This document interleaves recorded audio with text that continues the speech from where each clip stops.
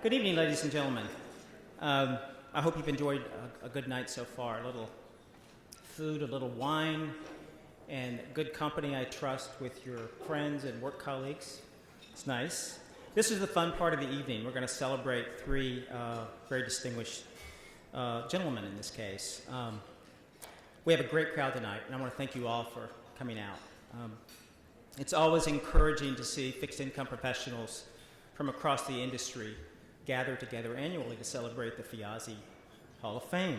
And it's especially pleasing to see all of our Hall of Famers here tonight. Thank you so much for coming out. We have a great crowd of those folks tonight. My name is Larry White, and I'm a board member of Ph.D., and I'm also the chair of this year's Hall of Fame committee. We have a fun evening planned for you with three outstanding fixed income professionals being inducted into the Hall of Fame, and Roger Ferguson, Dan Iveson, and William Sharpe. Before we get to the main event with those gentlemen, I'd like to acknowledge a few people without whom this event would not have been possible.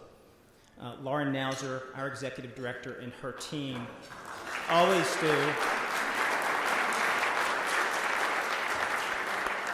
They always do an outstanding job coordinating this event, and this year was no exception. So thank you, Lauren and team. My special thanks goes to my fellow board members for their dedication to Ph.D. They really are dedicated, and they do a great job, and for their support of this Hall of Fame as well. And I want to thank all of you for purchasing tables and buying tickets and adverts for tonight's event. Thank you, thank you. And finally, I'd like to thank the corporate members or sponsors of Ph.D. It turns out it's the rating agencies for the most part. It's Fitch, KBRA, Moody's, S&P Global, and DBRS. So thank you to all of you.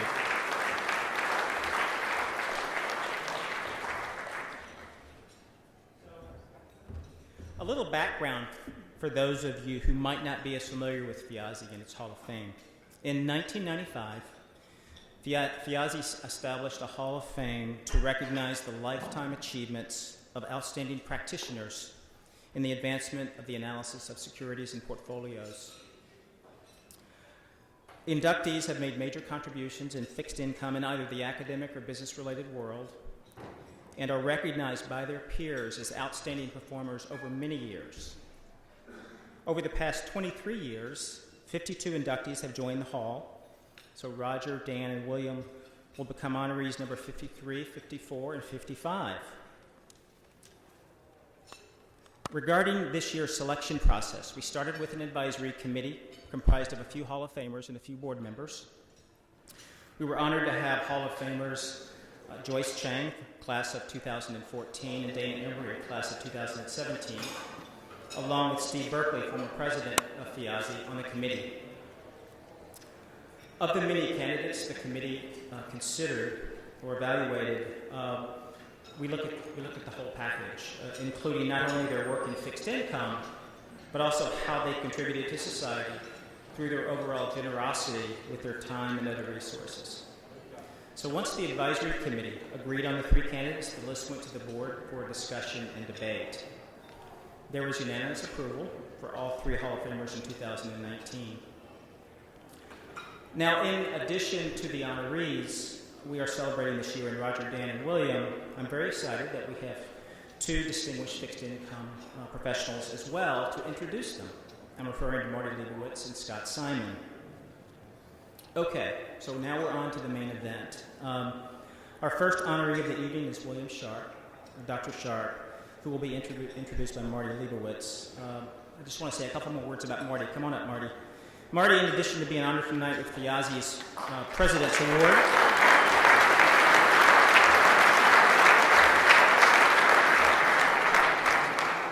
as you may have heard, Marty was the first Hall of Fame honoree 24 years ago. And he is currently a managing director and vice chairman of research at Morgan Stanley. Marty serves on the board of the Rockefeller Foundation and on the investment advisory committees of several organizations, including Singapore's Sovereign Wealth Fund, the Carnegie Corporation, and the IMF pension system.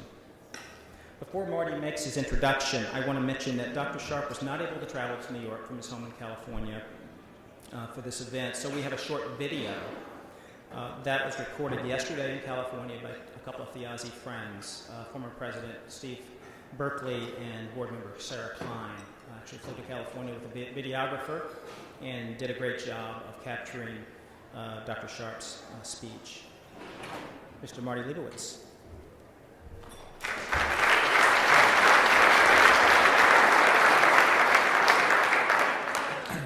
Thank you. If you will allow me, just some brief comment before we get to the intros. On this 75th anniversary of D-Day, we should recognize that without the freedom and liberty that was purchased with such great cost on those beaches, most of our financial discussions would be irrelevant.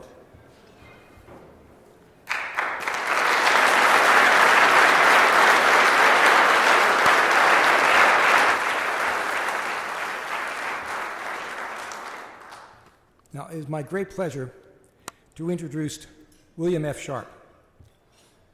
Bill Sharpe's mother was a public school teacher who earned a master's in education, which was quite uncommon at that time. Mrs. Sharpe wanted her son to become a doctor. Which mother doesn't? But early in his pre-med studies, Bill found out that he had an aversion to blood, real blood, not the kind that we see in the financial markets. So he switched to becoming a business major.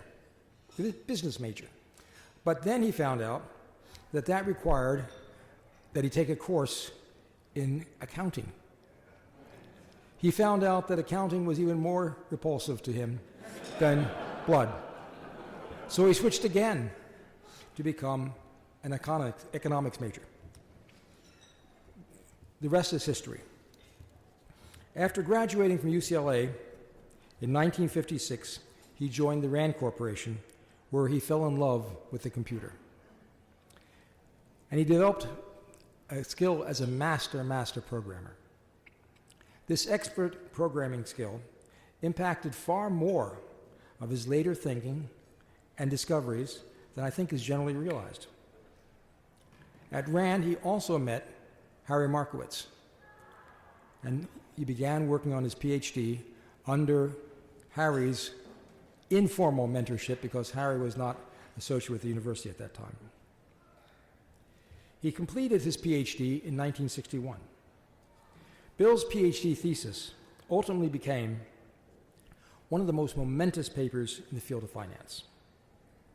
But when he submitted it to the August Journal of Finance in 1962, this destined to be groundbreaking paper was summarily rejected by the board. Only after the editorial staff changed, rotated away, was this great paper published finally in 1974 and saw the light of day. In 1964. So it saw the light of day. In 1970, Bill joined the faculty at Stanford University. His research agenda gave rise to more publications, more awards, and more books than any one person has a right to receive. He was also a great teacher because, has anyone heard him speak? How many? Yeah, okay. Well, anyone who hears him speak on virtually any topic knows that he has a great gift for bringing clarity to complex subjects.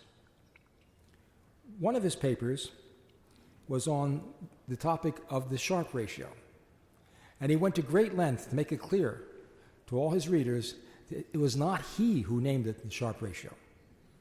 He thought that would be very immodest, and he was not one who would admit to being immodest.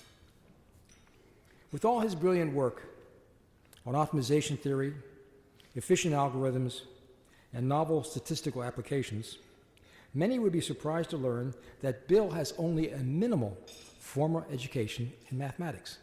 He only took one semester course in basic calculus. Everything else was just he learned it himself. I found that astonishing when I heard it, but it's true. There's a big lesson there, perhaps, for all of us. Maybe some hope. In 1989, Bill formed his consulting company, and Stanford, bless them, began to give him a hard time for spending time away from the classroom.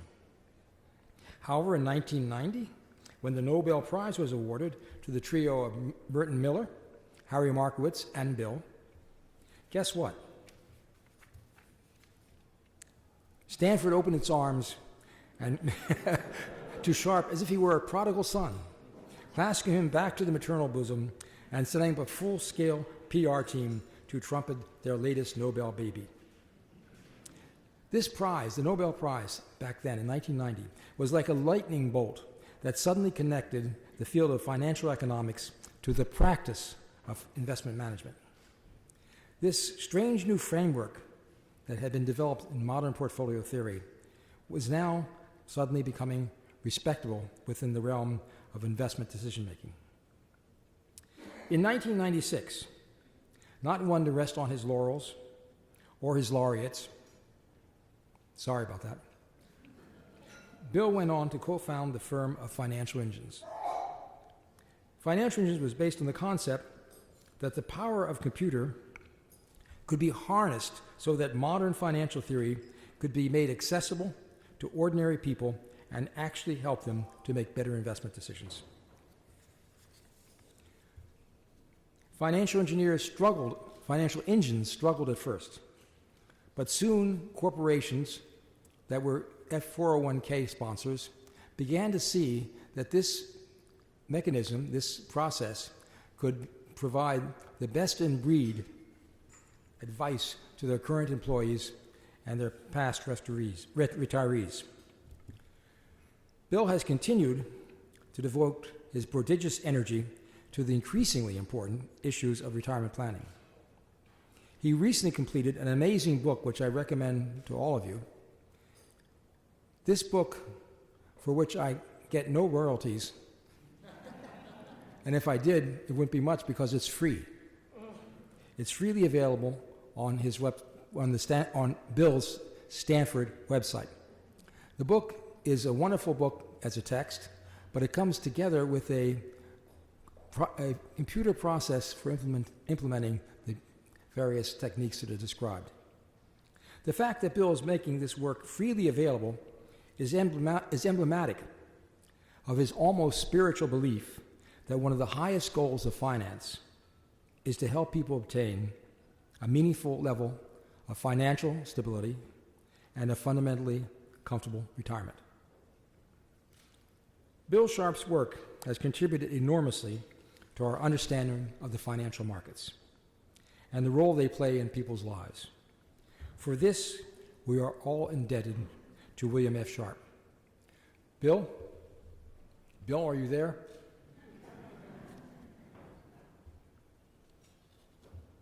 I'm sure he will be. First, let me thank Marty. We go back a long way.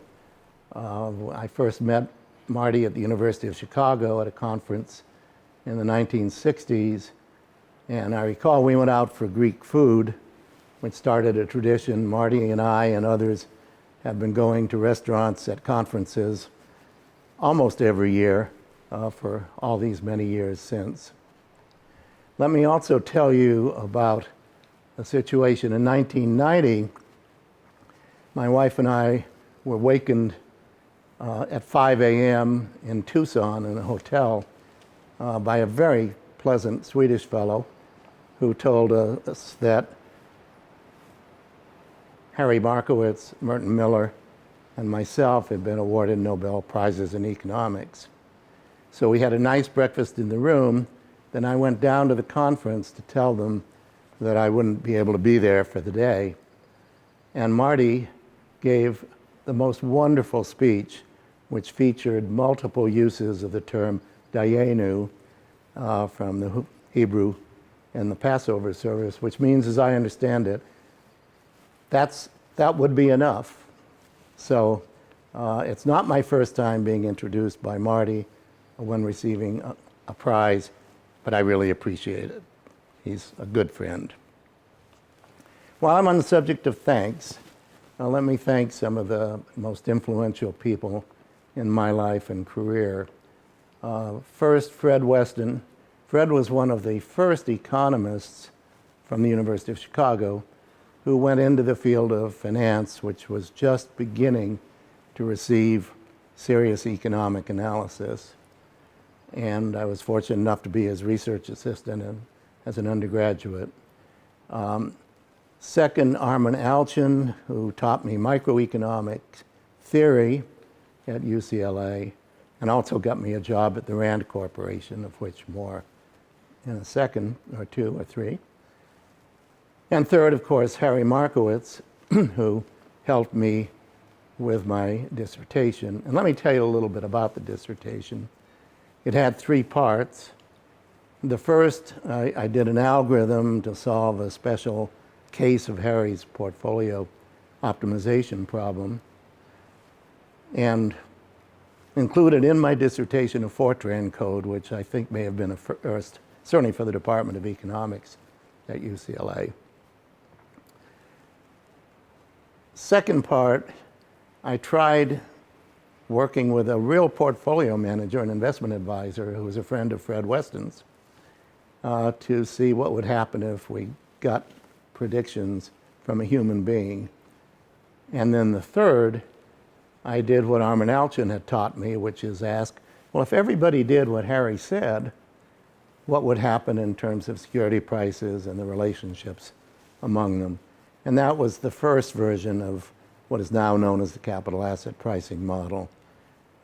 Later, when I went to the University of Washington, I generalized it, and that was the CAPM, which has worked out pretty well for me. Let me also, on the subject of thanks, thank the Rand Corporation, or more importantly, the taxpayers in the US in the 50s and 60s. Rand at that time was just the most fascinating place.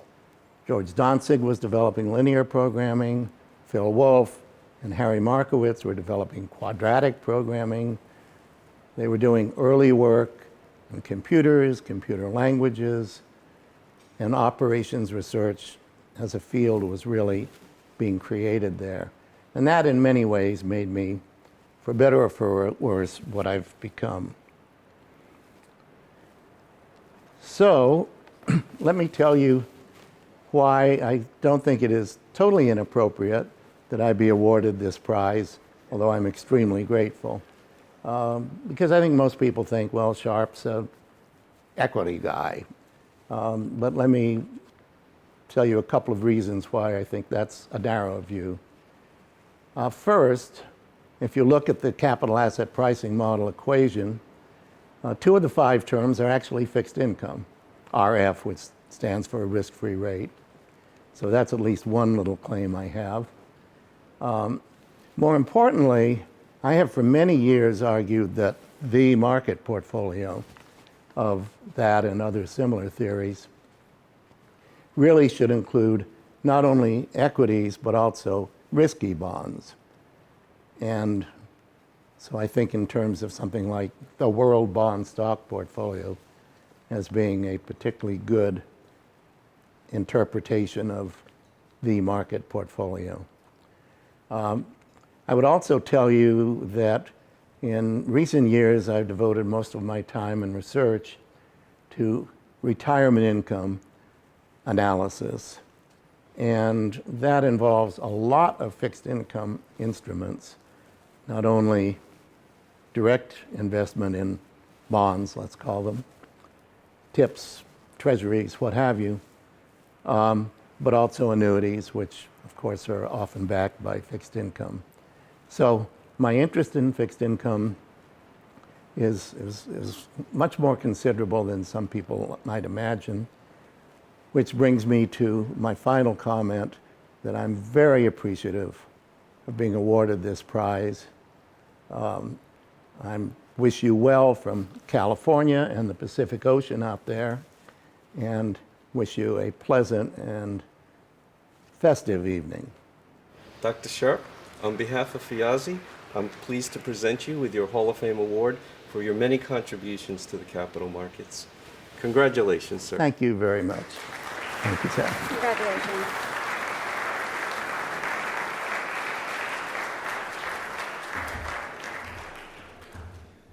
Well, that was a nice, gracious little speech by by Dr. Sharpe. That vista in the background, too, you guys could probably know about where it is. Carmel Bay is where it was in California. What a beautiful place to be. Sarah and Steve didn't want to come back. Steve called me last night after he did the interview, and he was like, wow, it's so gorgeous here.